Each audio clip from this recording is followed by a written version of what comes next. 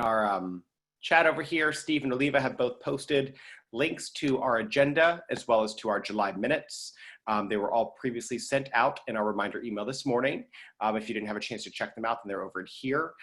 We're also trying something new as far as taking attendance for our meetings. Normally, when we were in person, we were signing up through a Google form. So trying that again as well. We'll also be exporting all of the names of those that attended out after the meeting is over, so we can just cross-check that. But trying something new to see if that might be a little bit easier on Amanda to take attendance during our meetings. So as you're perusing the agenda in the minutes, we'll go ahead and get started. Amanda, do you know if we've reached quorum yet or no? Quorum for this evening is 31 members. I know we've got about 44. Not yet, but I'm almost there. Okay. Well, we will hold off on the approval of the minutes for now, and we will go into executive board reports. Again, everybody, Matthew Land, I am your president for the Miami Beach Democratic Club. Thank you guys all so much again for joining us this evening. It is always very inspiring, at least to me, to see so many Democrats take time out of their evening, especially when there's so many other things that you could be doing and other people you could be spending it with, but you're all here for one reason, and that's to figure out how we're going to flip this state, flip our county, flip our cities, and make sure that we're electing Democrats up and down the ballot. So to start off, I want to give you guys a little bit of perspective on some voting numbers that we have right now. We do not yet have the numbers for today. We'll get them for tomorrow after early voting ends tonight at 7 p.m., just wrapped up for the day. But here's where we stand as of this morning. We have 84,460 Democrats who have either voted by mail or voted early so far. That's in comparison to 59,360 Republicans who have voted early or by mail so far, and 32,825 NPAs. So those numbers look pretty good. They sound really great, right? Very exciting that our Democrats are turning out a record numbers for vote by mail and for early voting. These are where the scary numbers come in, and these are the numbers that should alarm every single one of us. Vote by mail ballots that are still out. These are the requests in Miami-Dade County for people who have requested a vote by mail ballot but have not yet returned them. 81,339 Republicans have not yet returned them. But we have Democrats as of this morning, these are the numbers as of yesterday, right? We have 145,165 Democrats who've yet to return their ballots. Now, we will certainly, I'm sure that over the weekend, they will certainly be counting more of those that have been coming in and folks who are dropping them off at the early voting locations. But those numbers should be very alarming for every single one of us on this call. We have a lot of work still to do before the primary election next Tuesday, August 18th. So how should we be telling folks to vote right now? Since we are just 8 days out from the primary election, if you still have a ballot and you have not yet mailed it in, it is not recommended to mail it in at this point in time. Yes, you can, and it can still be counted, and you should still use tools like checkmyballot.miami to see the status of your ballot being received and being counted. But the safer and easier and more convenient way to make sure that your mail-in ballot is counted is to drop it off at any one of the 23 early voting locations that are across Miami-Dade County. And here in Miami Beach, we have two. We have one at Miami Beach City Hall. We have one at the North Shore Branch Library. It's extremely safe, secure drop box and a little great tent that you can take your ballot to. You do it in the same exact way as if you would if you were going to mail it in, but instead of actually popping it to your mailbox, you're going to go ahead and drop it off. Make sure you bring your ID with you as well. But we are urging all Democrats at this point in time to make sure that you are dropping them off in those safe and secure ballot drop boxes. If you don't want to vote by mail and you don't want to drop it off one of the mailboxes, you can certainly go and early vote. We are encouraging Democrats to vote as soon as they possibly can in the election, namely because we don't know what's going to happen. You know, you don't know how you're going to be feeling when you wake up Sunday morning and you had planned on voting on election day. If you wake up not feeling well on Sunday, it's not advised that you go to the polls, and it's too late to return your mail-in ballot at that point in time, right? So make sure that you are voting sooner rather than later, dropping off your mail-in ballot to the secure boxes, or actually going to your early vote. You'll look for more information from us tomorrow. It's in all of our emails on how you could do all of that. But we'll be sending out a recap tomorrow morning so that you can make sure that you know where those early voting locations are at. And early voting times for this week are 11 a.m. to 7 p.m. And then Saturday and Sunday, 8 a.m. until 4 p.m. Matthew. Yes. I'm here at the library in North Beach. Mm-hmm. There's somebody who takes the vote from you in a little tray and checks your driver's license and puts it in and checks your signature to make sure that it's counted and all that stuff. And it takes 1 minute. Yes. It's Thank very you. fast. Thank you so much for that wonderful testimonial.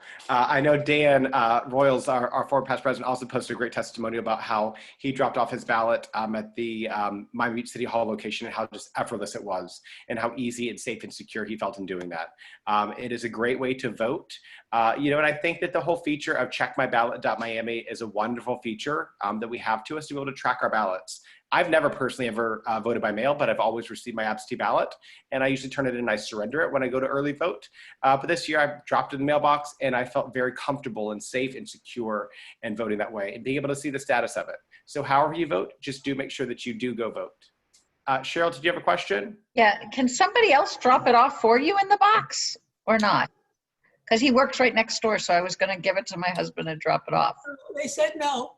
Yes. I asked a question and they told me no. You do need to drop it off in person, yes. Okay, thank you. You're for that welcome. clarification. Absolutely.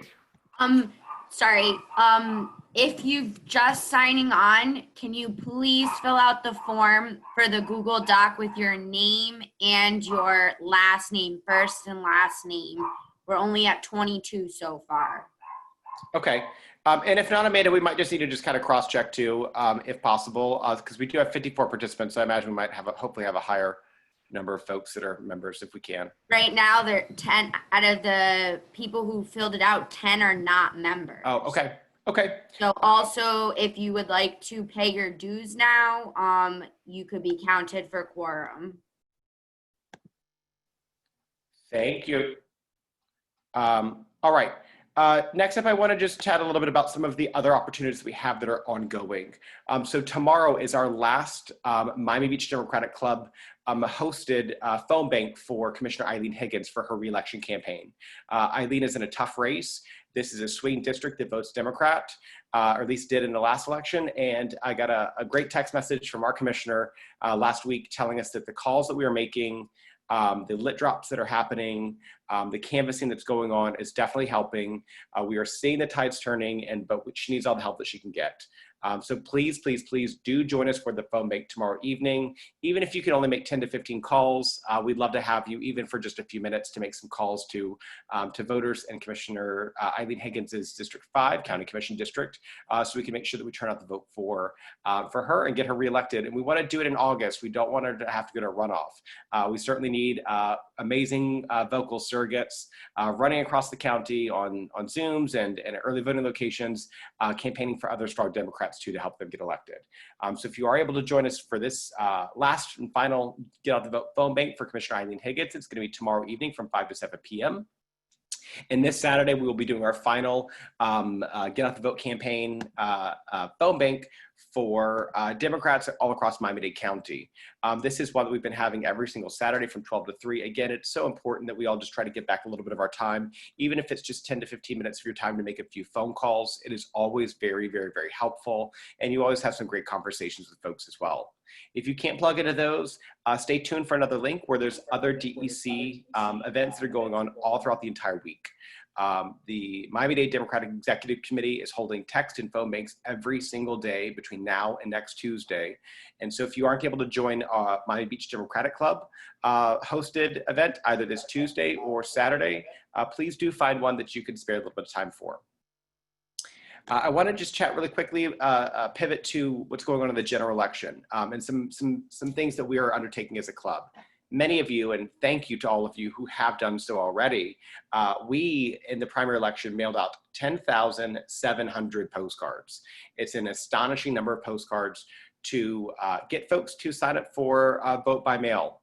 And again, our numbers are showing that the Democrats are registering for vote by mail in record numbers. We've been asked to not only match that, but to exceed that number a little bit more for the general election.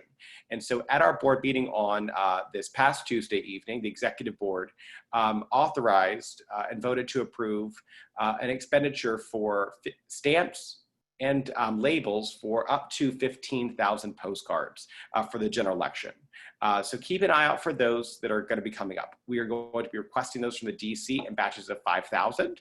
And so we will be doling them out in batches of 5,000. These will be ones to get folks to register for vote by mail again. Again, it's a great insurance policy for yourself to make sure that you have a safe and convenient, easy way to vote in the election.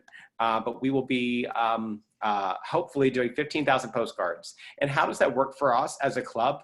The DEC covers the cost of all the postcards themselves, but we as a club cover the cost of the postage, and we cover the cost of the labels. And for all of you out there who have volunteered to do postcards, it is certainly you are volunteering and giving up of your time and the cramps in your hand for writing all those postcards. And for that, we cannot thank you enough. So while this is a large expenditure on our behalf, at the end of the day, we have raised money so that we can work tirelessly to get Democrats elected up and down the ballot. And one of the surest ways to do that is to ensure that all of our Democrats vote. We do know that when folks are enrolled and vote by mail, they're 30% more likely to actually vote and return their ballots.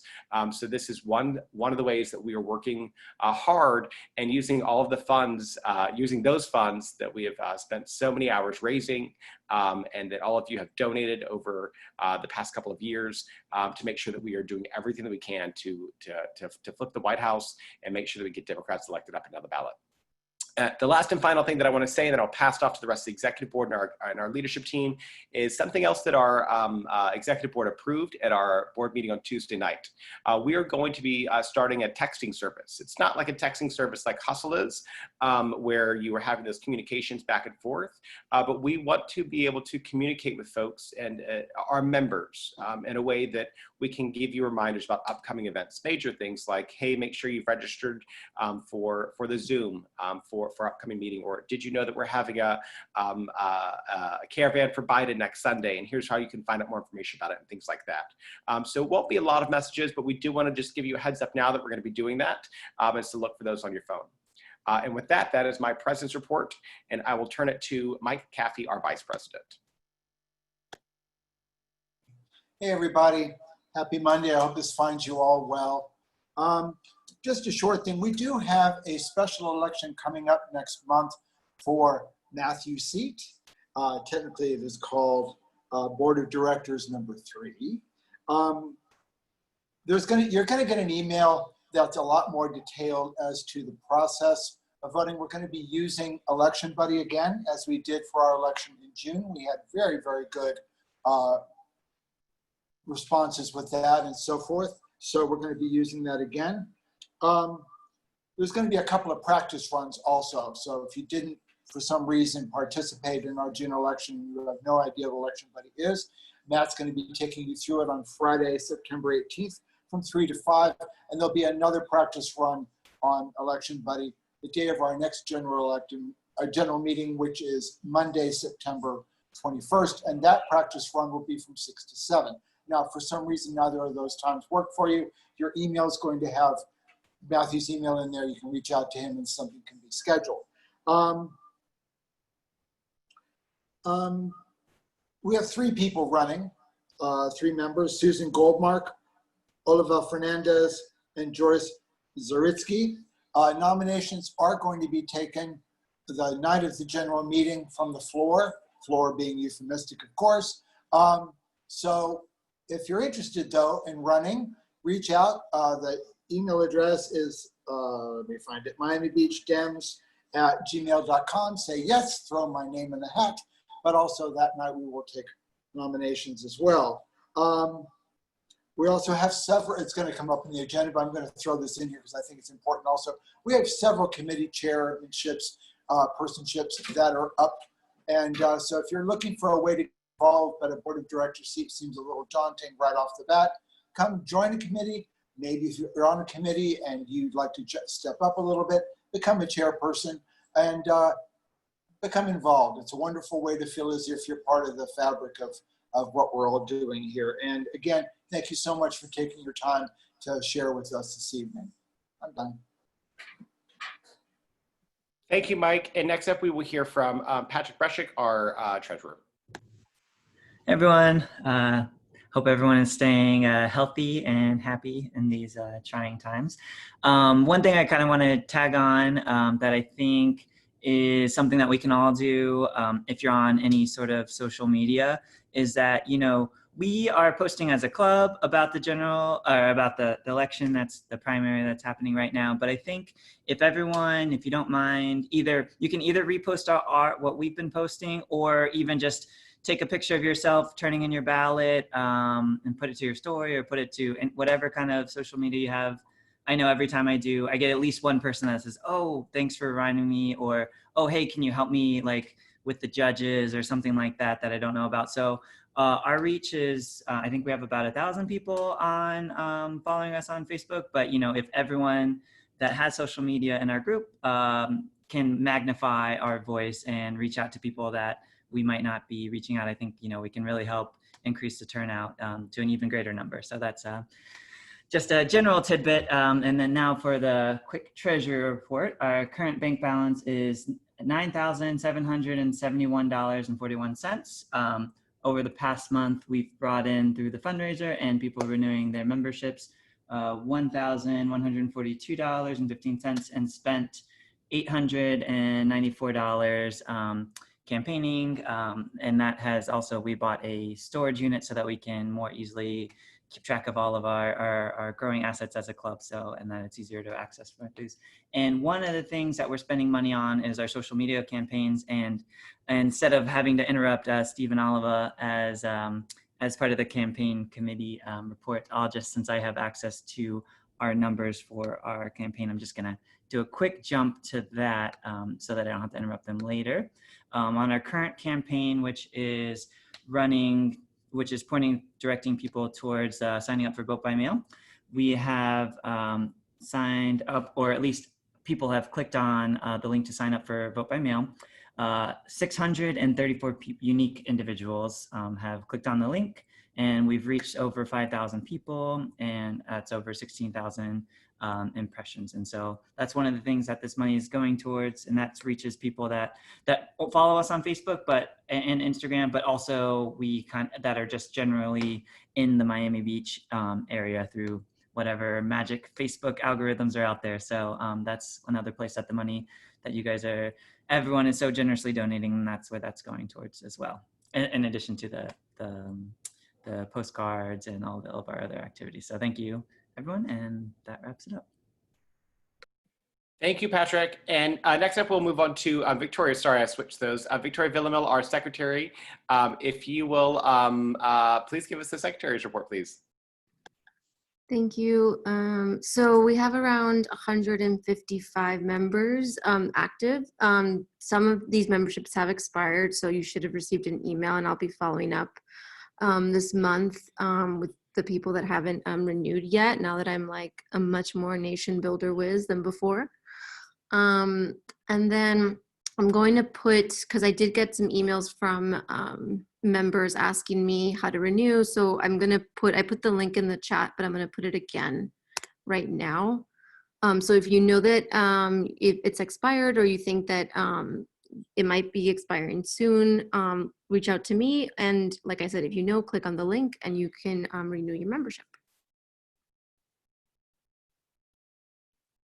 And that's it. Thank you so much, Victoria. Appreciate it. Next up, Richard Kastle, do you have a parliamentary report for us today? Yes, very brief. Cool, go for it.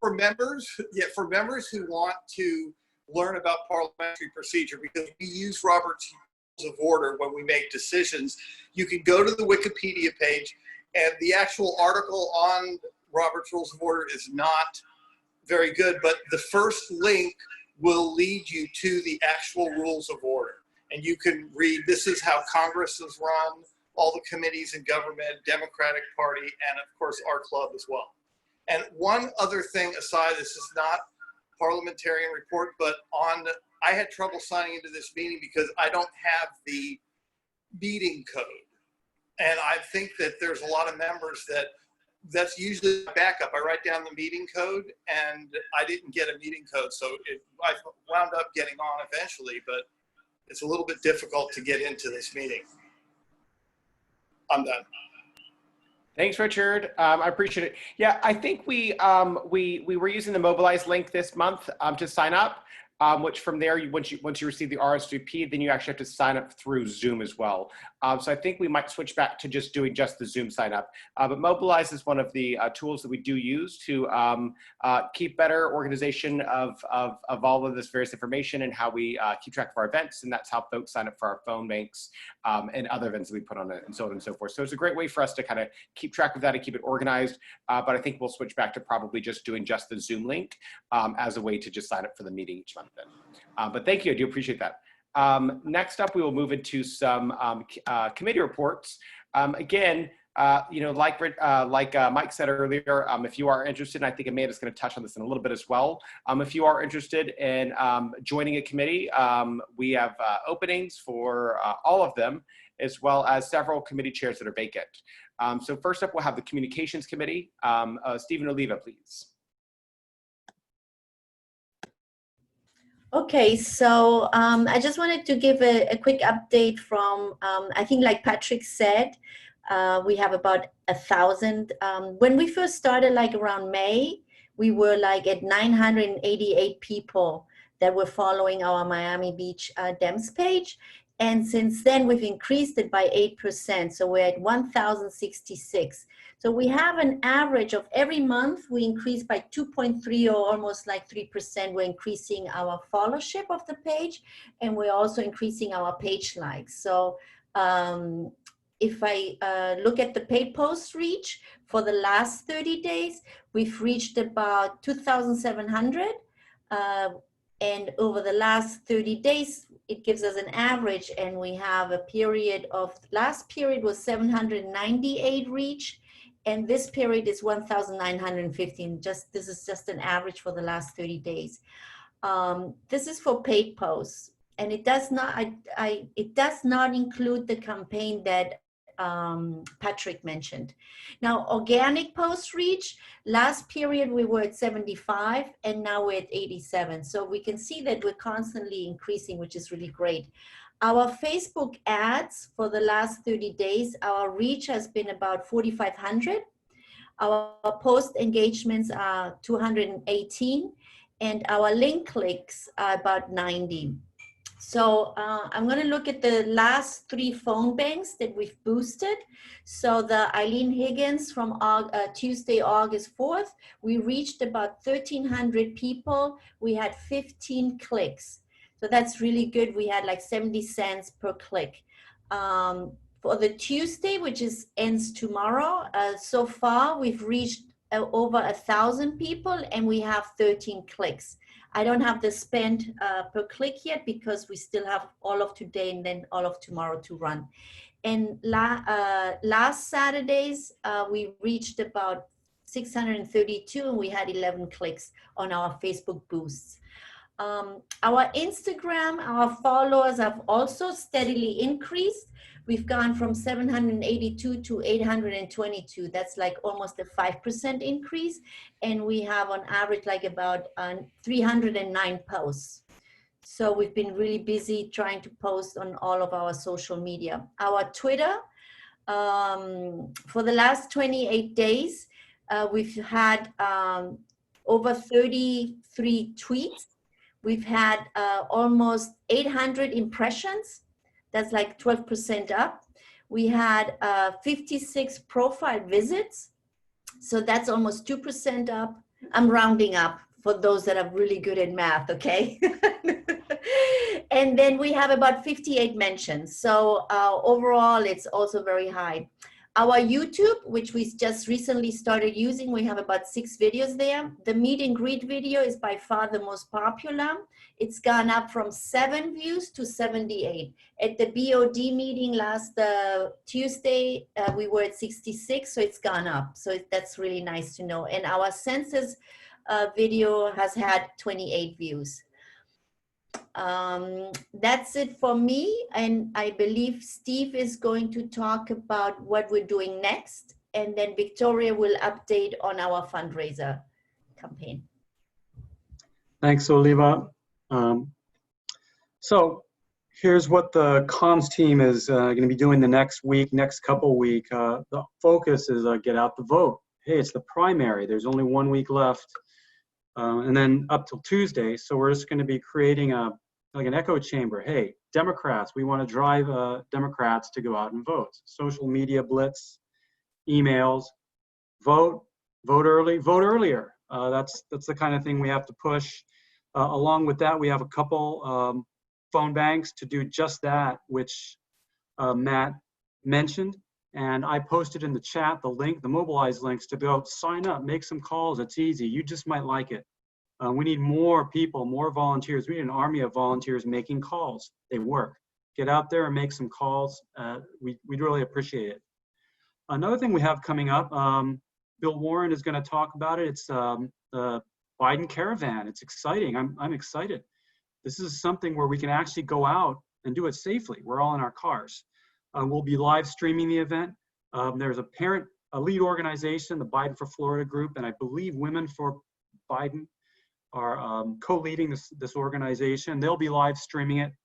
What we're going to try and do is also co-live stream it to our own Facebook page. That's going to be a lot of fun. If you can't get out there and actually drive your car in the Caravan, support us, check out the live stream.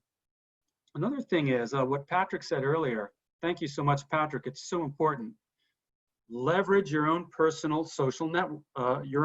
network on social media. That's what amplifies it. If people get a post or a message or something from an organization, they're a lot less likely to act on it than if they get something from you, someone they know. So get on social media. Do as Patrick said. Post a photo of yourself. Hey, I'm turning in my ballot. It works. You get some good response. We're going to drive people to the virtual poll this primary. One more topic. We have our communications committee meeting. It's a monthly meeting. It's the second Tuesday of every month. So our committee meeting is tomorrow at 7 p.m. I'm going to drop a link in the, do we have a link for that, Oliva? For the Zoom? If you can, later in the, drop the link to the communications committee meeting in the chat. It's open. We're going to be emailing out an agenda for it tomorrow. One thing that we're thinking about is we have our social media game right now. We're fairly savvy on Facebook, even Twitter, Instagram. We're lacking a little bit, and I think that's where we can start to reach more young people. If you have interest in Instagram, if you're on it a lot, if you want to make a difference, get in touch with us. I am going to drop our communications email into the chat along with all of our social handles. And I hope to see some of you there. That's it. All right. Thank you, Steve. And thank you, Leva, for the very robust communications report. It's always super helpful to hear about all the great work that's going on there. Next up, we're going to hear from Amanda, our outreach chair. Hi, everyone. Thank you for doing the form. It made it so much easier. So hopefully we can continue doing that for the Zoom meetings. We do have some upcoming events in the works of planning a social event hour where we can all maybe in 1 hour meet on Zoom. If it goes good, maybe we could do it like bi-weekly. And if you want, grab a cocktail, wine, and then we can just vent our really angry thoughts, and maybe some positive things can come from it. Maybe some more people could get involved.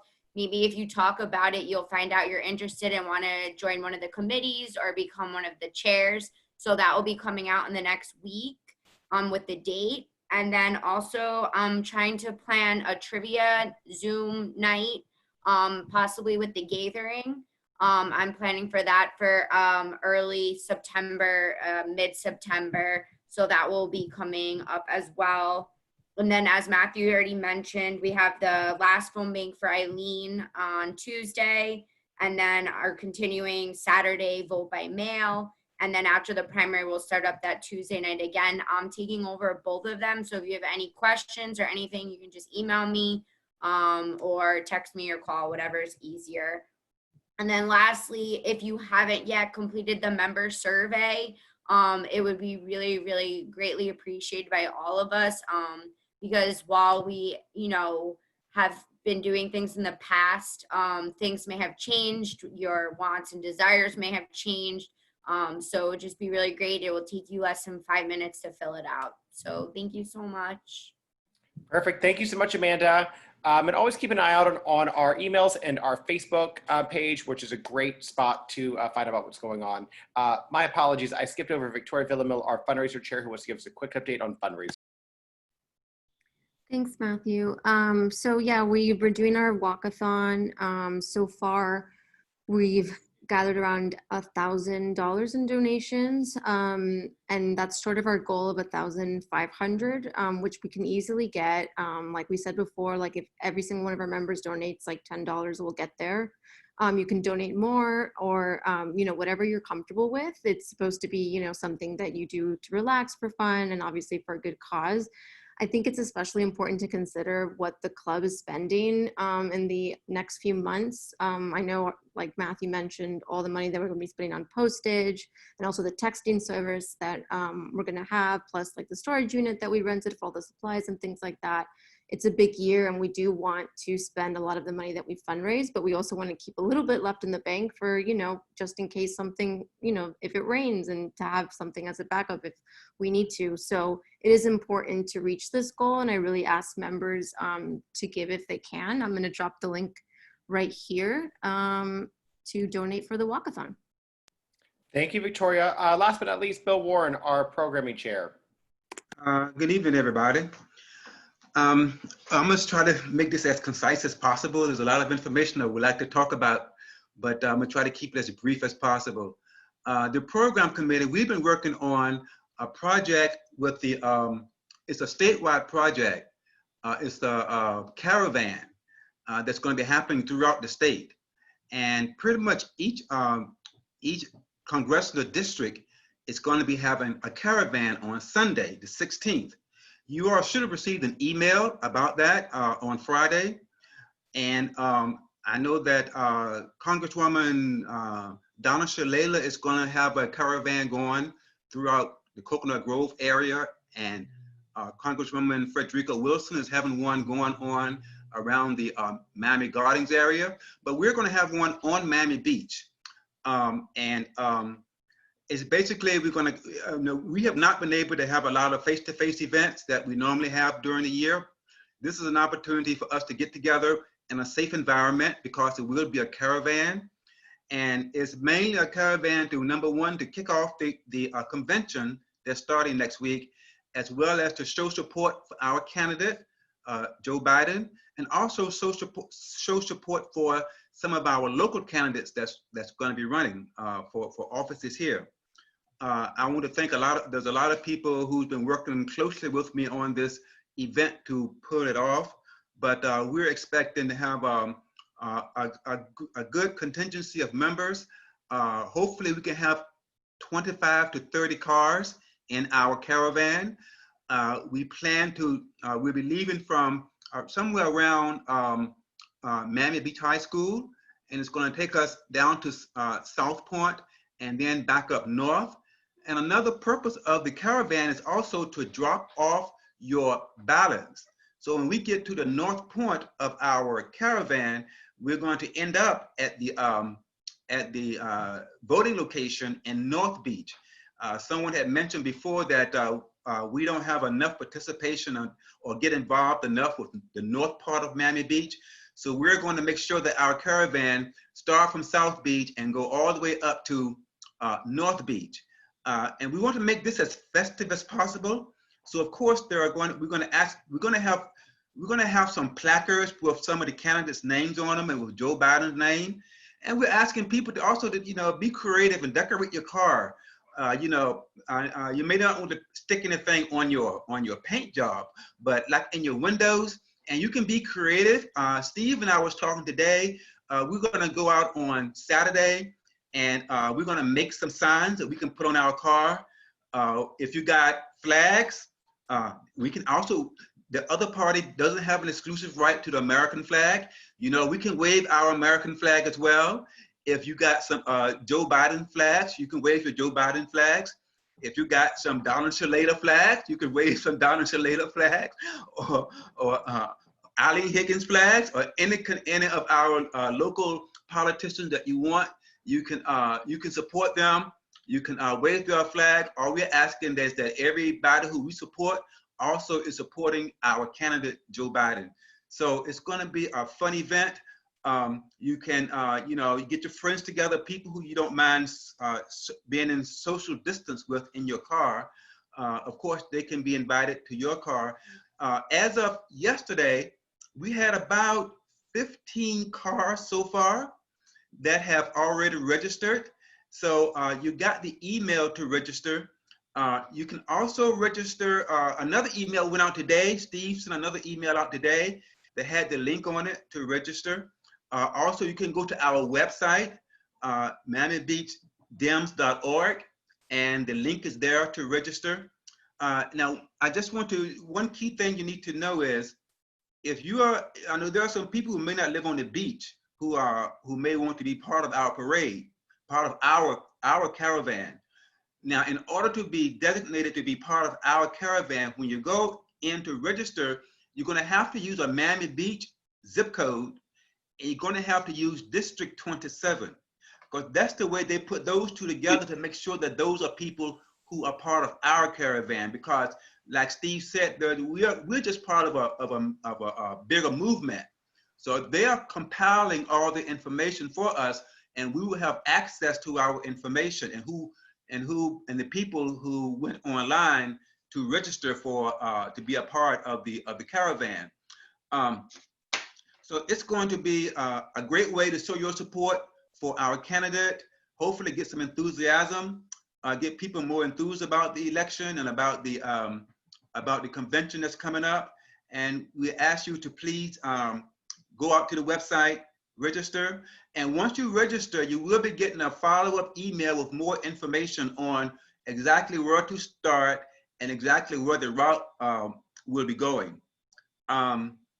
There's a lot of information. Sheryl, do you want to add something to this? Now, Sheryl Unger, she was the one who brought this to our attention, and she's been very involved in this for a long time. So, Sheryl, anything else you want to add? Well, first, it's safe because you get to stay in your car. 2, it's fun. And 3, it's one of the few visible things we can do in the community to show that Biden has support and the Democratic Party. And you'll get a lot of thumbs up from people. You'll get a few other fingers as well. But for the most part, it can create a little excitement and counter the narrative that there's no support for, Sleepy Joe or something like that. That's one. And by tying it to polls to, souls to the polls and get out the vote on that last Sunday, we're trying to generate excitement to get out the vote. And lastly, to generate excitement for a woman VP pick. I put my name and phone number in there. My belief is we want at least 29 cars because there's 29 Florida electoral votes and we need that many or more. So we'll get it. And thank you. I'm really excited that everybody is getting behind this. And once we do this, this can become a little bit of a platform for doing them on a more regular basis to counter that narrative of everybody's not getting out and door knocking. Thank you so much, Bill and Sheryl. I really appreciate it. That's a phenomenal update. And we do hope that you are able to sign up for the caravan next Sunday at 2 p.m. Again, like Bill said, make sure that you do check off Congressional District 27 so you can be part of the Miami Beach caravan. All right. We are going to very quickly, since we did reach quorum, I would like to entertain a motion to approve the minutes from the July meeting. Mike? So moved. Moved by Dan, seconded by Mike. Yep. Is there any discussion on the minutes from the July meeting? Seeing no discussion, all those in favor of approving the July minute meeting, say aye. Aye. Thumbs up. Aye. Any opposed? Any abstentions? All right, thank you. We will move on to our phenomenal, wonderful Congresswoman Donna Shalala, who is here to give us an update on everything going on up in DC. And Congresswoman, are you here with us? I think I saw you on here earlier. I think you are. I am. Yay. I am. All right.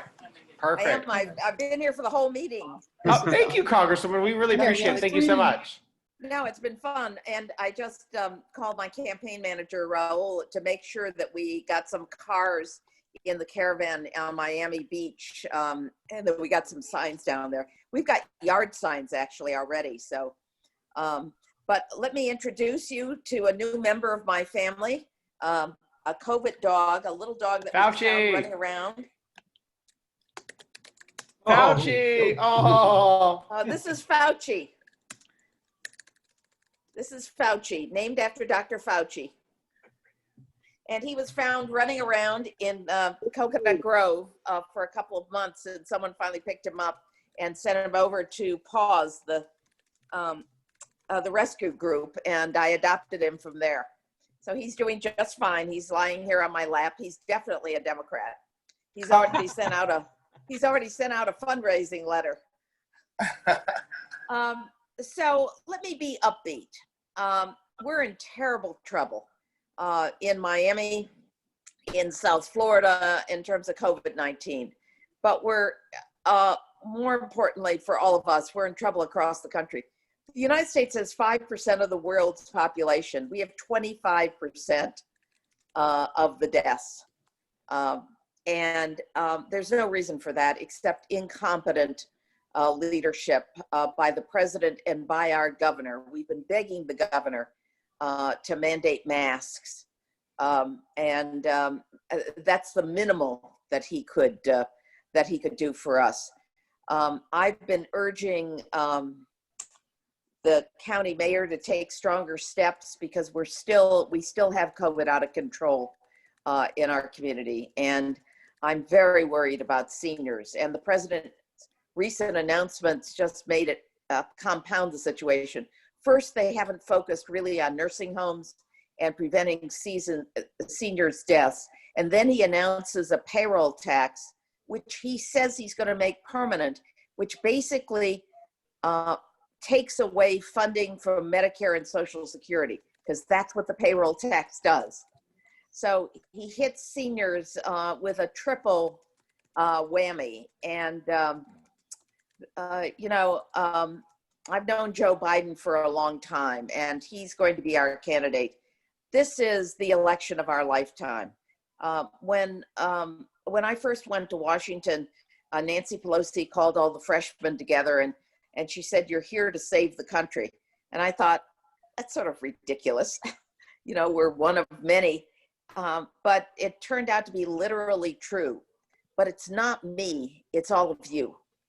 We literally together are here to save our community and to save our country, and just as important, to save lives. And we will get some kind of a deal out of Washington. Nancy Pelosi is not going to leave the people in our community without unemployment, without support for small businesses, without support for our hospitals, and without support for our schools or for our local governments, all of which are really hurting. We're lucky that we have a school superintendent who's tough-minded about how we can reopen the schools. But at the end of the day, we've got to get control of the virus. And we're going to do everything we can in Washington to bring back resources. And as I've said to everybody, I'm not doing anything special. This is your taxpayer money, and all I'm doing is doing everything I can to bring it back to South Florida, to my district in particular. And my polls on issues show that people are concerned about the management of COVID. They're concerned about COVID, and they're concerned about healthcare coverage. They're concerned about drug costs. It's all healthcare. You'll be interested that District 27 has the largest enrollment in the Affordable Care Act of any congressional district in the country.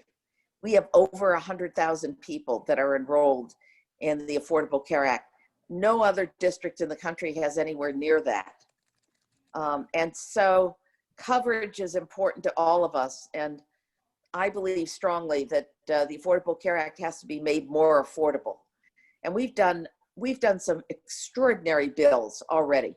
The Quality Act, which gives LGBTQ community the same rights that African Americans got under the Civil Rights Act. We've passed huge bills for childcare, for the $15 an hour wage, for family leave, and big appropriations bills to finance research and childcare and education. And nothing's happening in the Senate. And we will, if Joe Biden wins, we have a very good chance of winning the Senate at the same time. South Florida is going to vote for Joe Biden, but we need to bring in a huge vote, not just for me and for the other members of Congress, but we need to bring in a huge vote for Joe Biden so that we can win Florida. But on the substance, on the environment, on gun safety, on child care, on education, on all of the issues that all of you care deeply about, and that's why you're in the Democratic Party. The House of Representatives have delivered and delivered time and time again. And all of these things just sort of die in the Senate. I saw Marco Rubio the other day and I said, you guys don't work very hard. I said, we've passed all these bills and you've done almost nothing. Even on Venezuela, where he supports temporary protective status for Venezuela, where I got Mario Diaz-Balart to sponsor the bill with me, we couldn't get our senators to move on it. In fact, Senator Scott did everything he could to stop it. We've got to do immigration reform. Finally, let me say that every person that's calling my office is crying because they're scared. People are scared. And this is the way I explained it yesterday to Speaker Pelosi. I said, Miami Beach has 90,000 plus residents. Mm-hmm. And last year, they had 10 million visitors. My community does not survive without crowds. We are totally dependent on crowds. The hotels, the restaurants, the small businesses, the port, the cruise lines that create all sorts of small business jobs in our community. This is a community, not just my district, but all of Miami, that is totally dependent on crowds. And to get the crowds back, we have to control COVID. And then make real investments in the economic enterprises, the infrastructure in our community. So I've done what I said I was going to do. I hit the ground running and provided leadership on all the bills that I promised that we would deliver on. And now we've got to elect Joe Biden and Eileen Higgins, who's turned out to be one of my closest friends. And I'm doing everything I can to help Eileen as well. She's been an extraordinary, we'll get a progressive county commission. We'll actually control the county commission with a progressive group of Democrats this time around, but we've got to get Eileen reelected. So I will do everything I can to support you. Miami Beach is a critical part of my district, and Fauci and I have been walking around already. And the interesting thing is it's really very different walking around the beach now. I used to walk around the beach and all I would do is meet people from Germany or from Canada. Now I walk around the beach and I actually meet people that live on the beach and are residents. But I can't thank you all enough. Do not give up hope. This is our time. This is our money and it is our time. And we are going to have an election like no other. And we're going to send Donald Trump back to New York, hopefully not back to Palm Beach, because he's not going to be welcome in Florida again. So thank you very much. Thanks for everything you've done. My staff and I, we're just getting set up because I don't have a primary. And we're raising money and we'll have all the things that you need, all the infrastructure things. We're going to have a lot of yard signs. And already our telephone people are out. In fact, I got called 3 times to vote for Donna Shalala. So It was a wonderful conversation with a young person. And I got text twice. So there are lots of things that are going on. But thank you for everything you do. But do not give hope. This is our time. We're going to win this.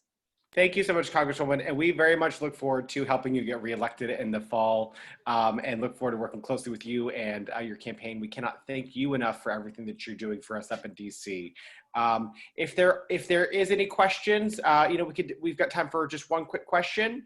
If anybody has one, if you want to use the raise my hand feature, and if not, I know Congresswoman, you were always so fantastic and giving us a very full report and update always, and you don't leave any stones unturned, which I know I always appreciate. And I know Alex Penelas is in, my good friend Alex Penelas is in the waiting room, so I don't want to take. Hey Donna, how are you? I can see you. How are you? Just fine, Alex. Did you see my dog? No, I haven't seen. I'll show you my dog. This is Fauci. Hold on. Harry, come here, Harry. If you're gonna show me your dog, I'm gonna show you my dog. Come here, Harry. Come here, baby.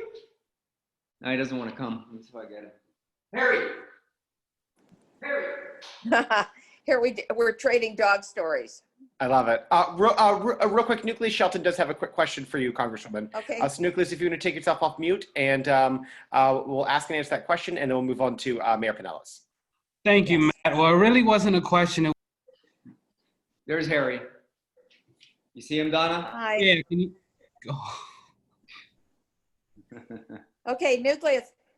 Yeah, it's really quick. I just wanted to piggyback on what the Congresswoman said. If there's anyone interested on the chat to help us with dials for Donna to make sure that we re-elect and send the representative back to Washington to do the people's work, please feel free to reach out to me. We have tons of events. I will be here for the duration of the event. And thank you, Matt. Thanks, Nuke. Appreciate Nucleus it. is our newest staff member. Oh, congrats, Nuke. That's awesome. Congratulations, Don. You got a good one. Yep, I know that. All right. Thank you so much, Congresswoman, for your time and everything that you're doing. Fight for us up at DC. Anytime you need me, I'll be there. Yes. Perfect. Thank you. And with that, I'm going to turn it over to Alex Penelas, former mayor of Miami-Dade County, who's also running for Miami-Dade County mayor. Primary election is on next Tuesday, again, like we've mentioned. Alex, take it away. Well, Matthew, thank you so much. It's such an honor to follow the Congresswoman. Obviously, I've been a big fan of hers for many, many years. I had a lot of fun campaigning with her 2 years ago when she was first running for Congress, and look forward to campaigning with her again now in the fall during her election and my runoff. So it'll be a lot of fun. So thank you, Donna, for everything you're doing. I know Eileen's on as well. A shout out to her, a good friend who's doing great things. And thank you to you, Matthew, and to the entire Miami Beach Democratic Club. As a property owner on Miami Beach, we have a second home there. We love the community. In fact, I was campaigning there today. We were on Alton Road and the Causeway doing a honk and wave and saying hello to voters there in Miami Beach. So thank you for everything you guys do to advocate, not just the values and the principles of the Democratic Party, but for Miami Beach as well. And thank you for this opportunity to just spend a few moments with you today to talk to you a little bit about my vision for Miami-Dade County and some of the more salient parts of my agenda. And I can't help but to think, as we gather virtually tonight, that it's really difficult not to be reminded of the truly unprecedented challenges that our nation is facing right now. The virus, for example, and the economic downturn it's caused have, created a great deal of uncertainty for so many people across our county and across the country. So as we all work together really to address these challenges, we also seek to confront, I think, something else. I think we also need to confront our nation's, painful history of racial discrimination and the systemic oppression of Black people. It's something that I've been talking a lot about in this campaign. And I know that as Democrats, we're proud. We're proud of our nation's diversity. We know, and we all know, that we can never fulfill our potential if we do not bring our institutions into alignment with our values of equality and justice for all. We know that this battle is not going to be easy. It never has been.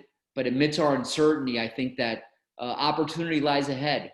And during these uncertain times, I think people across our nation and right here in Miami-Dade County are looking for leadership. And I believe that our community has the opportunity to provide it. Listen, I honestly believe that Miami-Dade County is where the United States will be 20 years from now. We are multi-ethnic, we're multilingual, we're multiracial, and that's our advantage. That's our clear advantage. And by embracing those strengths and harnessing them into progress, I think we can create a roadmap for the future of this country. You know, when I previously served as your mayor, I served from 1996 to 2004, I worked hard every day to provide a roadmap for our future by prioritizing, you know, certain principles that I really believed in. And those were the principles and the values that my parents left me of hard work, dedication, sacrifice, that if you played by the rules, you should have an equal opportunity to a bright future. It didn't matter where you came from, whether you spoke with an accent or what the color of your skin was. And I was proud to advance those principles and deliver on big issues. I'm proud of the work that I did on universal pre-kindergarten for all of Florida's 4-year-olds, not just those who could afford it. And since 2005, when that went into effect, we've had 2,026,000 Floridians, 4-year-olds in the state of Florida that have gone through that program. That's a big, bold accomplishment that I'm very proud of.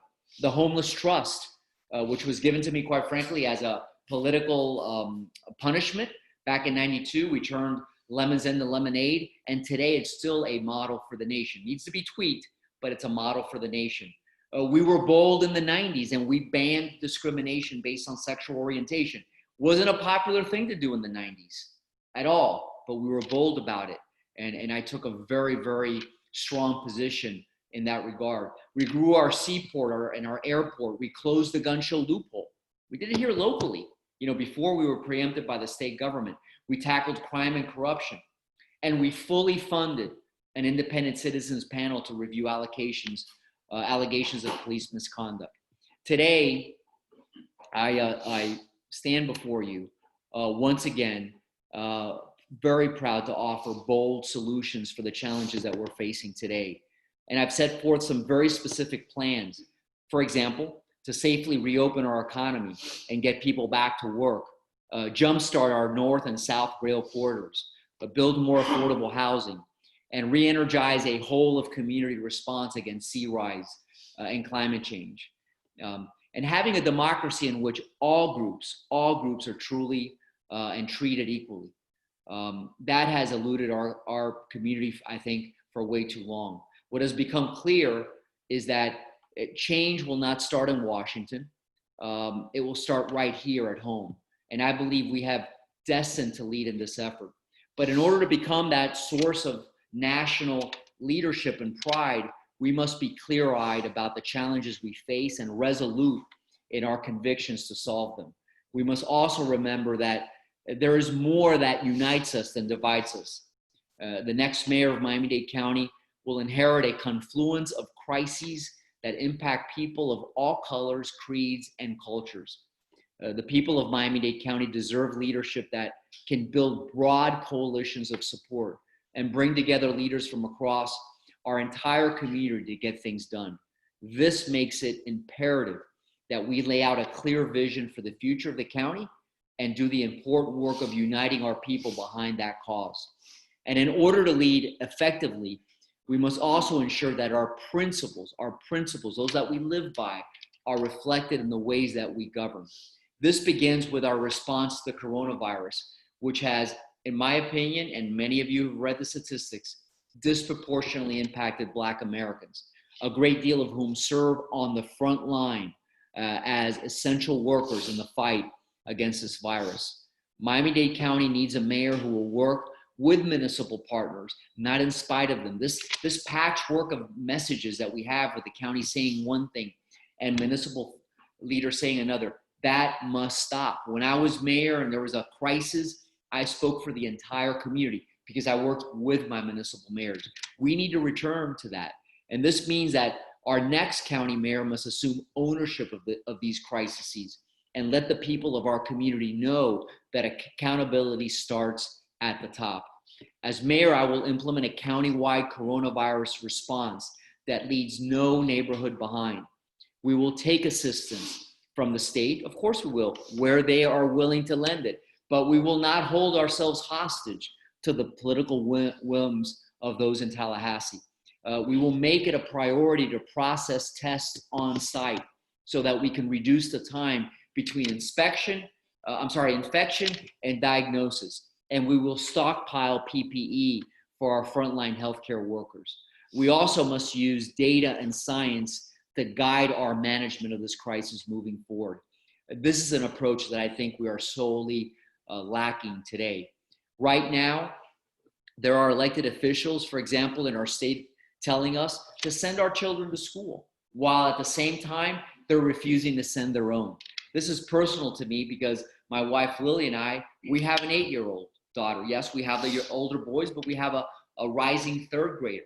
Why should we, or any mother and father for that matter, send our child to school when those mandating these decisions refuse to have their own families abide by it? Our ineffective response to this pandemic has also caused widespread, prolonged economic hardship. While nearly every other developed nation on earth has begun an economic recovery, we are no better off than we were 4 months ago.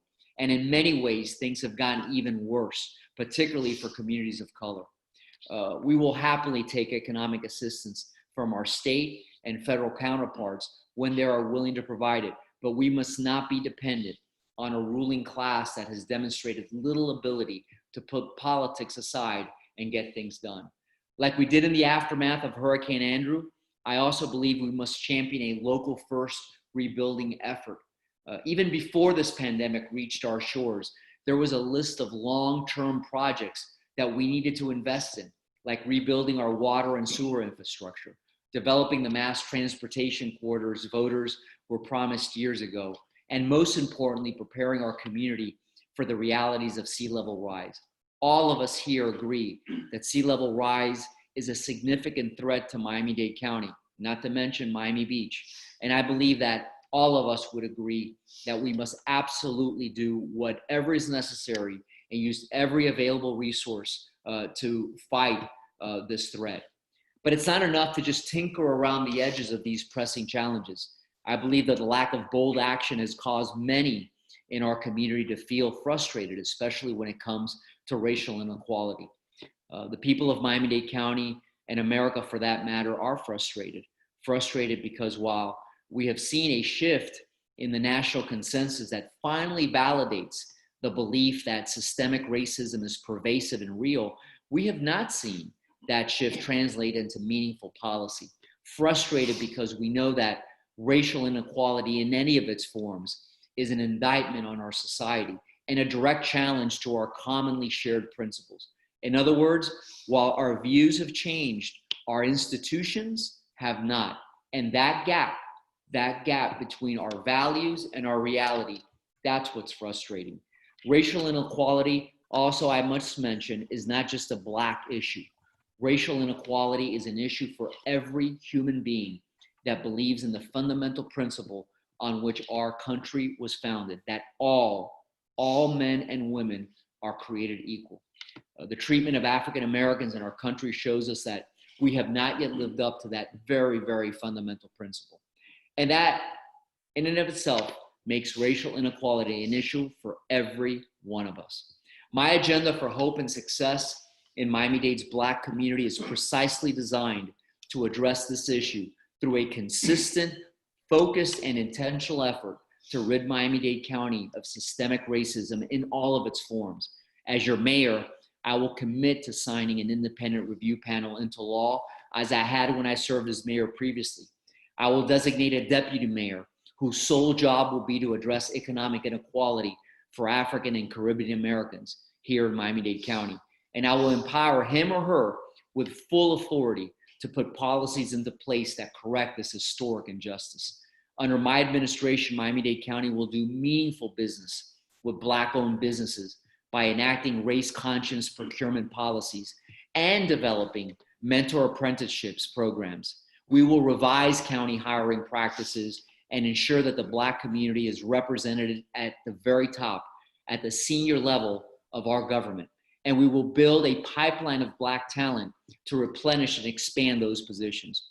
We will also use, for example, the Economic Advocacy Trust to expand Wi-Fi access throughout the county, starting in underprivileged communities and marginalized communities in Miami-Dade County.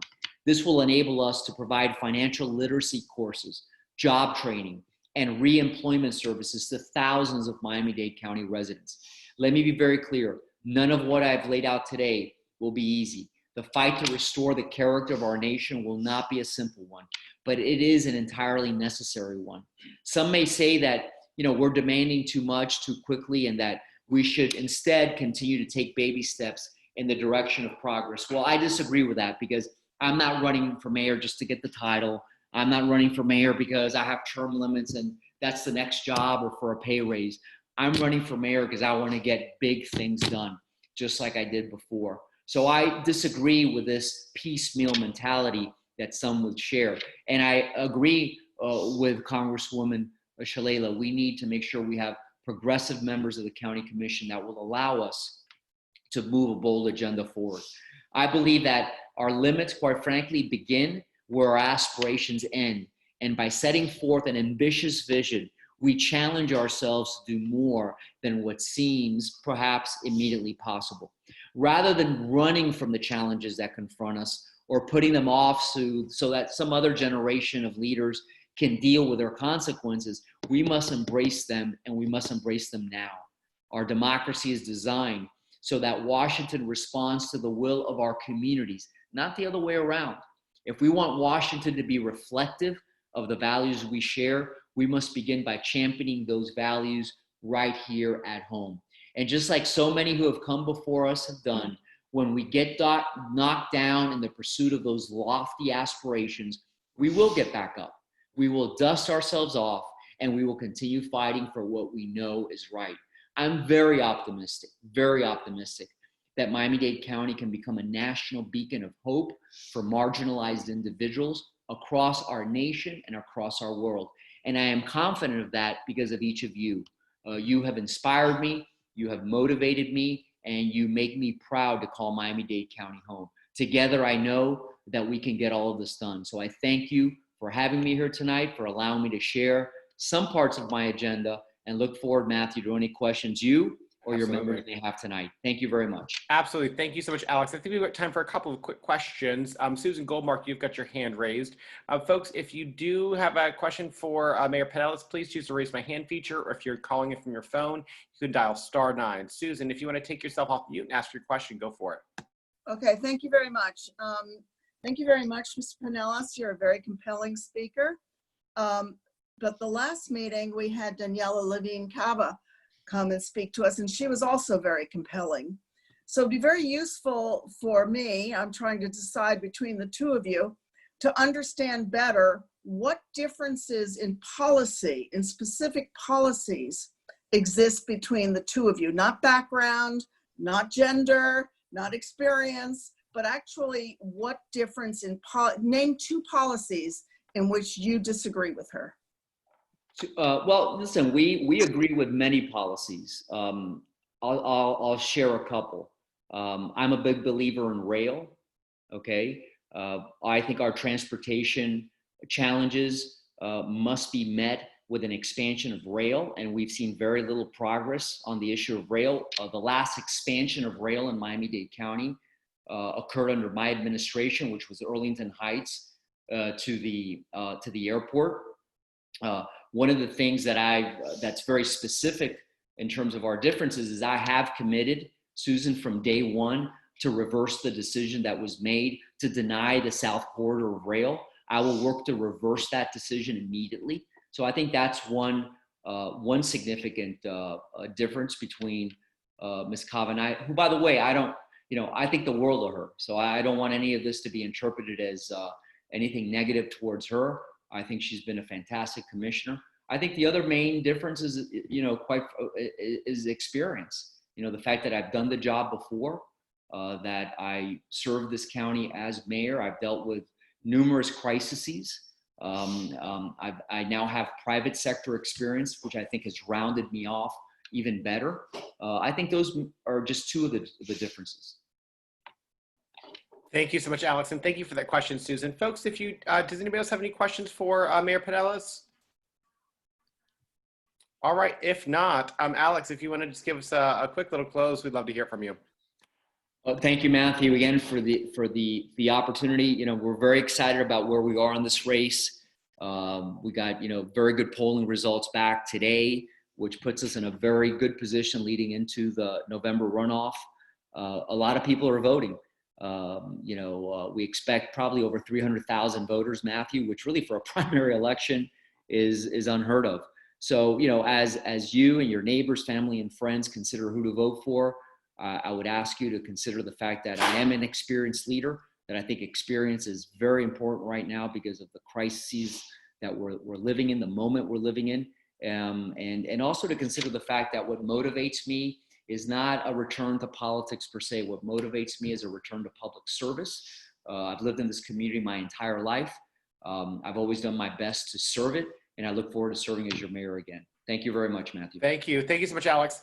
And again, for those of you who didn't get a chance to hear more about some of the policy issues, I invite you to check out on our YouTube page. It's also on our Facebook page, our candidate meet and greet, which we're able to ask both Mayor Penelas as well as all the other candidates, all the other Democrats running on the August ballot, various questions about them running for office. So check that out as well as their Facebooks and their websites to learn more about them. We have one more quick speaker. We've got Deidre Newton, who's a Palm Beach County Committee woman and a Florida Whip captain, who's going to talk to us a little bit about the convention, which is starting next week. So Deidre, if you are on, I think you are, we'd love to hear from you. Perfect. How are you? Thank you so much, Matthew. It is wonderful to be a part of the Miami Beach Democratic Club. I love Miami Beach. I was just there yesterday. I have a daughter that's looking at college, University of Miami. We were driving around, and it's great to be a part here tonight. Mr. Mayor, thank you so much for your dedication, hard work, and Congresswoman Shalala. It's an honor to listen to and to be a part of what you've done in South Florida, which is huge, making Miami such a wonderful place to live. I live in Palm Beach County. I'm your neighbor to the north, but you know, South Florida, we're all together as one. And certainly with the convention coming up, I wanted to just spend a couple of minutes letting you know this is the first time, it's our inaugural vote online. You know, we would be at a convention, we would be voting in person. This year it's very different. I'd like to commend the FDP and obviously the Biden campaign for putting together a very robust platform. And I would like to say that a lot of our delegates have already voted. I mean, 90% of our delegates have voted. We started Monday, like early voting. We've had 3 questions, which is obviously the statement to make Joe Biden our nominee. The second is the platform, to accept the platform and to accept the rules.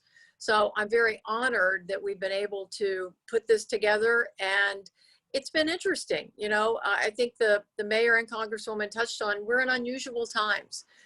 You know, nobody would ever have thought we'd be voting online or having to deal with anything we've had to deal with, not only as citizens, Americans, and Democrats. But I'd like to say that what a great job Florida has done coming together. All of our delegates have just been inspired, even though it's different than it was in the past. You know, we are definitely one family. I say that about our Palm Beach County family, but it's not just Palm Beach County, it's our Florida family. And I thank you for giving me the opportunity to talk about our platform. And for those of us who don't know what the convention's about, our theme is the convention across America. I actually have behind me our swag. Some of the swag, our Joe Biden swag. This is what one of the t-shirts look like, which I happen to be fond of this one. But you'll be seeing a lot of the Democratic Party across America, not just Florida and not just Miami or Palm Beach County, but what our values are. So the convention in and of itself is going to be unique. And I think it's a great narrative for us to show our heart, our strength, and the people of the Democratic Party. Especially, of course, you know, we're all biased to South Florida. But we do have some great people that are whip captains. We have Joe Geller is just doing a yeoman's job, working in the South Florida area. We have our state committee woman, Samantha Herring from Pensacola. So we've got just Floridians across the state working really hard. And I'm happy to answer any questions you have. The convention starts Sunday, but look and see, watch what's happening. There's many sites. I sent you a couple of sites today to look, and there's toolkits. And I am just super excited to be a part of it. And honestly, I love Miami. It's such an honor to be here. And to my neighbor to the south, our family to the south, thank you for giving me a minute to talk about the convention and to be a part of your meeting tonight. Thank you so much. Absolutely. Thank you so much, Deidre. And we will make sure that we send all of that stuff out that you did send me earlier today. We will make sure we get all that out to our members. Convention thank you starts again. Sunday. Thank you. Yes. Woo. Janice, good. I don't know if you are still on with us. I am so sorry. I meant to include you for our agenda to talk a little about Flip the Senate, which I know is another extremely important thing that's coming. So Janice, if you are still on and want to chat about it, give us a quick update on what's going on. We'd love to have you. And if not, we can move on.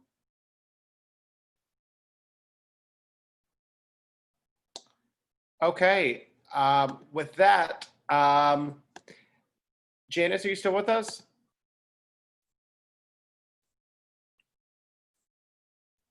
Okay. I think she needs to unmute. She's got to unmute.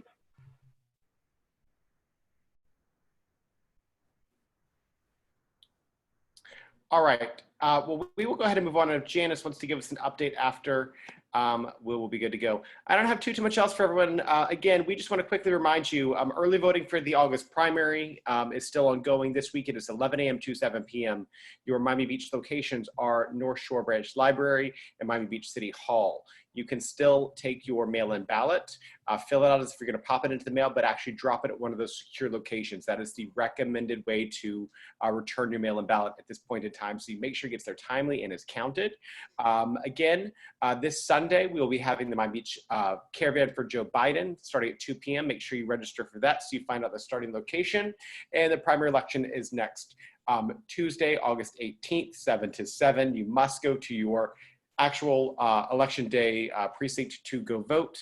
And again, if you'd like to help out, make some calls. We are making calls for County Commissioner Eileen Higgins tomorrow evening from 5 to 7 p.m. It's our last one that we are hosting, but her campaign is certainly going to be getting out the vote until the election day. And then on Saturday from 12 until 3, we will be turning out Democrats across Miami-Dade County to make sure that they are turning in their ballots in those secure locations, to make sure that they are turning out for early voting and turning out for election day.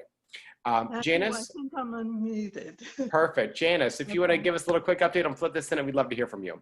Okay, great. So I'm very passionate about flipping the Senate in DC. I think whoever wins the presidency, we're going to need the Senate. So that's our fallback. If Trump wins, is to make sure that we've got some balance of power. And if Biden wins, he's going to need the help of the Senate in order to get anything done. There are several organizations that are involved in this. Some of them are very well organized. I've been working with several of them. There's opportunity to make phone calls into several states. There are opportunities to send postcards to residents of several states, and there's an opportunity to do letter writing to states. And they do have it really organized and laid out. We have a choice as a group, depending on the amount of interest there is, to either do it as a group and do Zoom together and coordinate and do the same election or the same city on the same state on any given time, or we can do it individually. I'm kind of looking to see the level of support that there is within the group towards doing it as a group, or whether people are interested in just doing it themselves, in which case I can provide information about the best resources and the people who are the most cooperative to do it. There are about 9 seats in play that are very, very close. We only need 4 to take it back. Thank you so much, Janice. I really appreciate that. Janice, if you can put your email address in the chat, and if folks are interested in helping out Flip the Senate, we can certainly work through that. Again, we'd love for you to email Janice and let her know if you're interested in helping out Flip the Senate. With that, I'm going to wait for Janice to pop her email address into the chat real quick. But other than that, we are complete. We have finished up our business for the rest of the day or the rest of our meeting. If you do, again, as a reminder, we will be having the special election to fill the Board of Directors #3 vacancy at our next meeting, which will be held on our normally scheduled third Monday of the month on September the 21st at 7 p.m. In order to vote in the special election, you must be a dues paid member by the end of this evening. Our bylaws do state that you must be a dues paid member by the previous general membership meeting. So that is today, even though we had bumped ours up to kind of accommodate the primary election. But so please do make sure that you become a dues paid member if you wanted to vote. We have a request. Commissioner Higgins, did you want to say a quick hello? Shout out? Yeah, I don't know what I can say. I mean, between Donna and Alex, you have all the information you need to know why it's so important to have Democrats everywhere we can get them. But I just put in the chat for you all. My district is a swing district. Like if you know, when we look at the grid, District 1 through District 13, 5 of them are pretty much solid red, right? You've got lots of Republicans. The rest are solid, you know, Democratic vote by mail ballots and early votes are up 39% over Republicans, 67%, 27%. So I'm every day neck and neck. And as of the last count was up, Dems had outvoted Republicans by 3.55%, but we think we have to be a minimum of 6% going into Election Day. So what you're doing is really, really helping. But it's interesting. I've been knocking on doors pretty much every day now for 2.5, 3 weeks. People are going to vote on Election Day. So our big day for volunteers is the Monday before Election Day.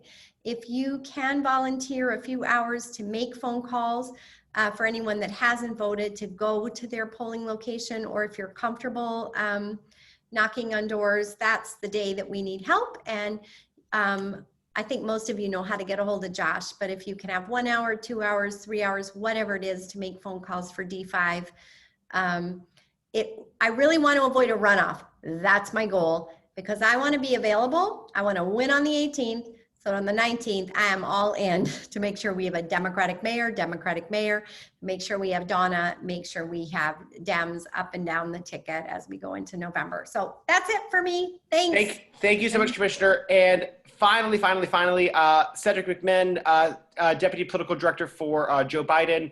Would love to hear from you as well. I know that there's gonna be a lot of upcoming opportunities. I know members are already emailing us, asking us what they can do to help get Joe elected. Cedric, do you wanna give us a quick 30 seconds? Yes, everybody. Thank you all so much for this great meeting. As a commissioner and Mayor Alex Penelas and Congresswoman said, it's going to be a very, very important election year. We can't take 4 more seconds of you know who, much less 4 more years. So as you all are doing your caravans on this Sunday, we're going to be having a lot of events throughout the convention of next week. We're going to be doing a drive-in to watch Vice President, going to be President Biden, give his acceptance speech. So look out for information about that event, which will be happening on August 20th, the last day of the convention. And but we'll be in touch with Matthew Land, the president, for any of the events that's happening to get everybody organized and up to date on what's going on with the Joe Biden campaign. Thank you very much. All right, thank you so much. And with that, we'll entertain a motion to adjourn. Oh, excuse me, I'm Alex. I'm sorry, Matthew. Yes. Before you go, I just want to give a shout out to one of our other members, Lucia Baez-Gaylor, our teacher running for our school board. She's on the call. Oh, thank you, Lucy. It's always great to be joined by you every single time. Thank you. Right. That will entertain a motion to adjourn. I so move. Moved by Mike. Second. Seconded by, I'm not sure who that was. Tim Johnson. Is there any discussion? All right. All those in favor of adjourning the meeting? Aye. All those opposed? Are there any abstentions? All right, meeting adjourned at 8:29 p.m. Thank you so much, everybody. And please make sure to make some phone calls this week, especially for Eileen. Woo! Find Thank you, guys. Bye, guys. Bye-bye. Vote early. Good night, everybody.